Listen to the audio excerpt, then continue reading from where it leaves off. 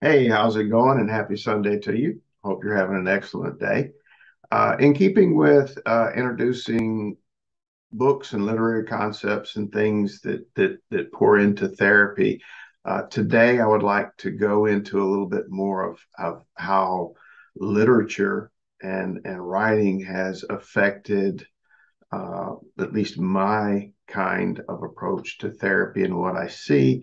And I also, some of the stuff that I've gotten from other people who have wrote books about stuff.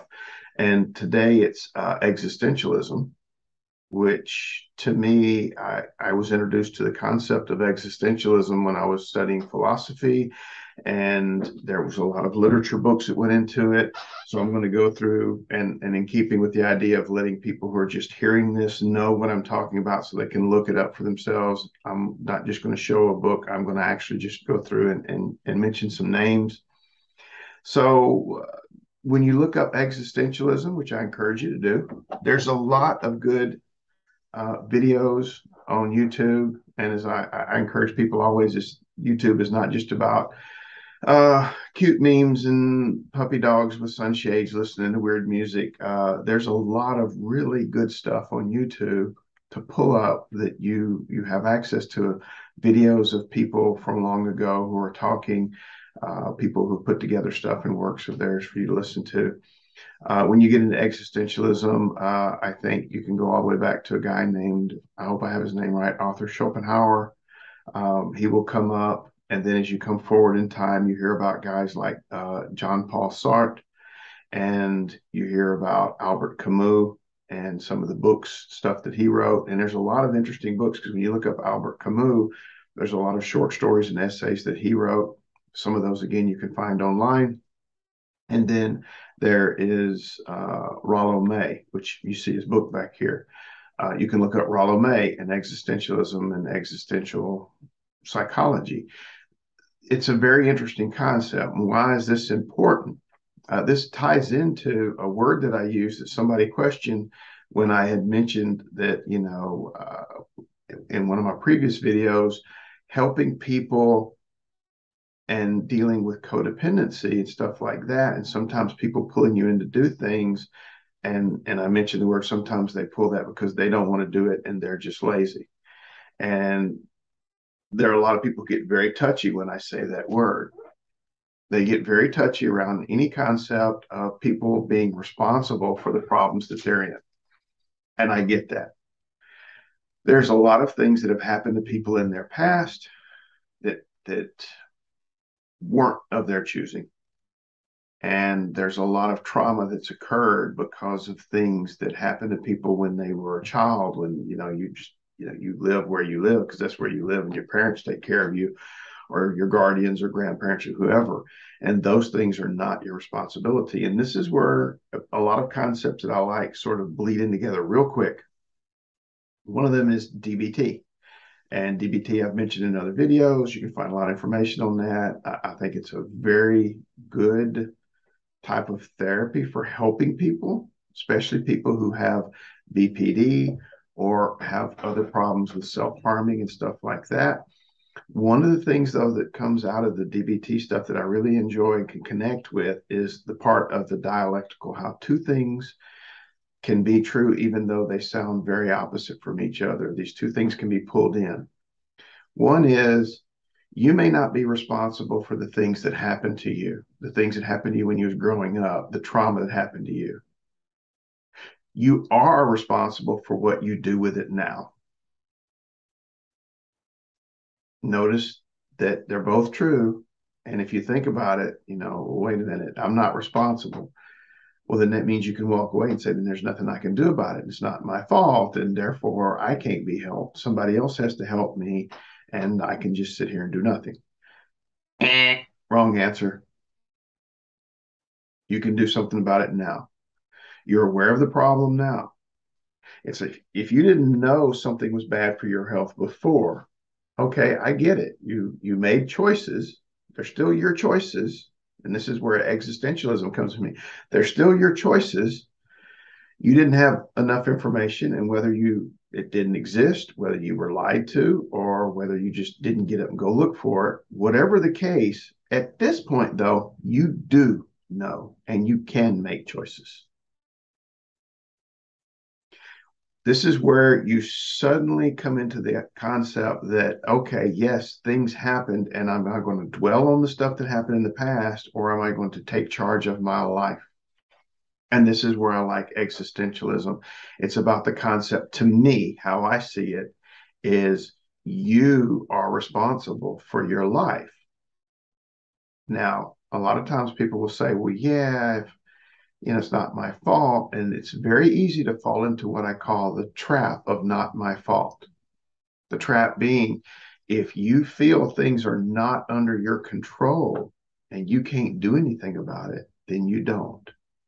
And you give up and you become the victim. Someone who is a survivor is someone who has picked up and went the next step and said, okay, these things happen to me and let's get through it. Let's push on. I very much, and I even keep it over here on my wall. There's a poem, Invictus by Henley. And I connect very well to that because the idea is I am the master of my fate. I am the captain of my soul. That means I take charge. And at this point, I make decisions. They may not all be great. Some of them might be downright disastrous. They're my decisions, though. I make them. I choose. I go where I want to go. I do what I want to do. And people go, well, yes, and I'm in a situation where I can't choose. There are points in which can't will apply, but often can't is, again, choose always not to. To have options, you have to first understand why you're doing what you do. And I've said in previous videos, and I'll bring it up again, what is it you're really looking for here? What is it you really want? When you are upset that someone doesn't like you, or when you're upset that someone doesn't listen to you, or you feel you're in a situation where you say, I have to stay here. And there are a lot of desperate situations out there. I'm not taken away from the fact that these situations are desperate. You may be scared. Somebody may be, threatening to hurt you. You may be in financial hardship. You may truly depend financially and everything on the person you're with. Now, my question is, though, what are you doing about it? And here's where the breaking point comes. A lot of people say, well, I can't do anything. Oh, I can't. You're killing me with that. I've had teenagers come to me and they're having a real hard time in their parents' home. And I'm like, okay, what are the facts? And when we break it down, it's a very difficult home. And for one reason or another, the parents in this case might be making it difficult. The kids may not be actually the perpetrators in this one. The parents are. Then I'm like, okay, what are you doing to remedy the situation? And immediately I will get this, well, I can't move out because I really depend on them for the money. And I'm going to college now and I need them, so that while I go to college, they'll have a place to stay. Or, hard situations where I have kids and I don't have nowhere else to go. So my parents have taken me in with my kids and, and okay, I get that. We're back to basics though. What are you doing about it? What do you mean? And I said, well, are you saving, planning? Are you looking for other resources? Are you making contacts with people that can help you get out of the situation? There's always the future. You plan for it, you work for it, you make it happen. Yes, true. You can't change things this very second. Can you start planning for changing things? Can you start looking for options?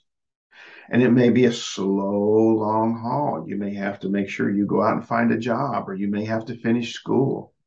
Okay, fine. If you're financially stuck where you're living, then you start making plans. How can I do things so that I get along better with the people that are the upsetting part of this equation? How do I stay away from home more? Do I need to take a job somewhere else? That way I've got a reason not to be at home and be in that situation with my parents. I'm going to school, I study at school, I go to work. Now, what I'll hear, and this is the breaking point, people will say, well, yeah, but I want to go home because I want to, that's where my TV is and that's where my video games are. And I'm like, okay, so then it's a choice. No, it's not a choice. Yes, it's a choice.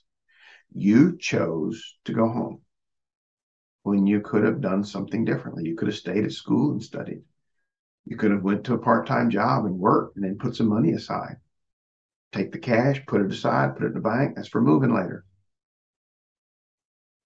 Take charge of your life.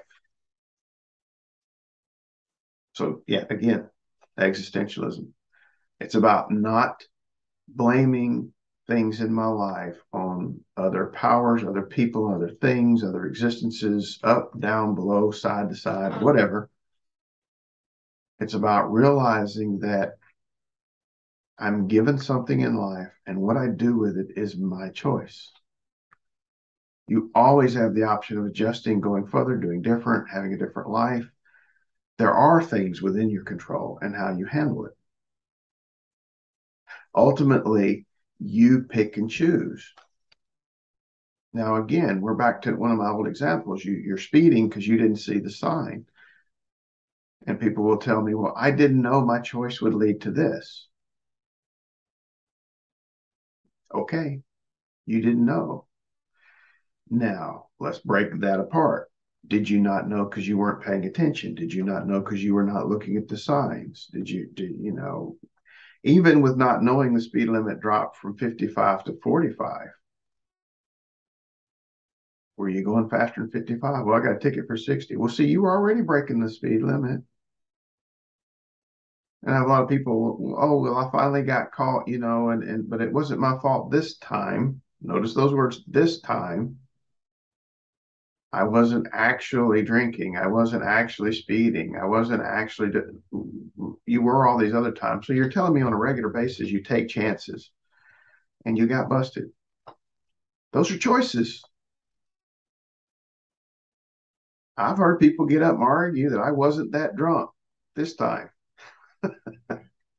That one cracks me up.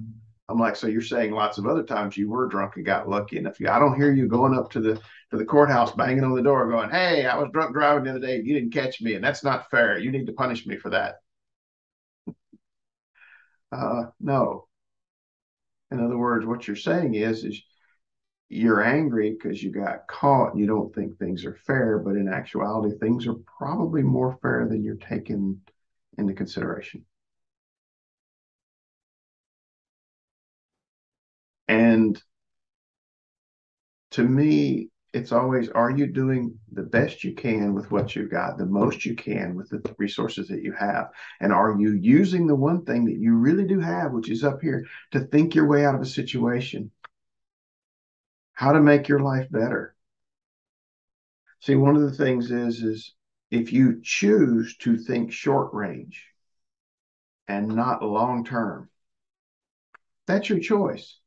You can't blame, well, I didn't know that down the road I was going to lose this. This was going to happen. I'd lose my job, all this stuff. And I'm like, at what point in time did you not have the opportunity to sit down and think, okay, down the road, if I do this, these are the things that will happen. Okay, I choose to do it anyway. I mean, come on. Long range choices of eating a cookie today. What happens down the road? That's okay if you accept that and say, I want the cookie. I ate it. And then now fess up. This is me. I stayed up all night binge watching TV, and today I'm tired. That's my choice. I lose my job because I wasn't working up to, maximum efficiency. That was my choice because I stayed up. I didn't do the things that I could to keep my job. Many times we look back and go, oh, I wished I would have. You're less likely to do that if you take charge of your life now. So I encourage you to go through and look up those things. Like I said, look up existentialism, see if it interests you. There's a lot of good books by John Paul Sartre, Albert Camus. There's a lot of the people who wrote in existentialism stuff, and there's also a lot of old philosophers. You can find all that on the internet. You can find all that on the web and on YouTube. I think it's awesome. There's a lot of good videos by Rollo May talking about existentialism in psychology. I think that's awesome too. Take charge of your life. Make a choice for the better, for yourself, for your family, for your life. I hope you have an excellent day. Namaste.